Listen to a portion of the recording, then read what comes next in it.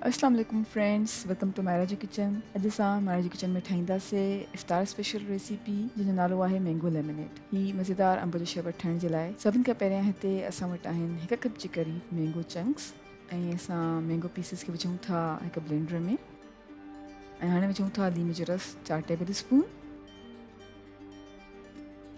ऐं sugar syrup विझूं था 3/4 cup.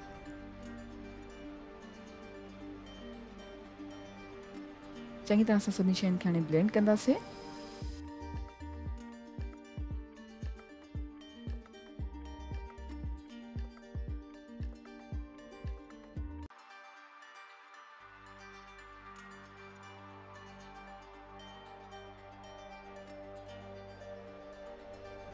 चङी तरह सां ब्लेंड करे छॾियो आहे त हाणे हिकु छाणी जी मदद सां असां मैंगो जे मिक्सचर खे जग में ऐड कयूं था।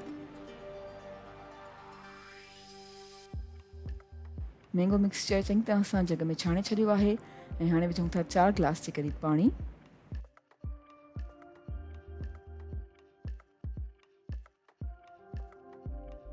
ऐं हाणे असां वटि हिकु गिलास में कुझु आइस क्यूब्स आहिनि ऐं असां विझूं था मैंगो लेमनेड ऐं असांजो मज़ेदार मैंगो लेमनेड सर्विंग जे लाइ बिल्कुलु तयारु आहे। उमेद कयूं था तव्हांखे असांजी अॼु जी आसान रेसिपी ज़रूरु पसंदि आई हूंदी।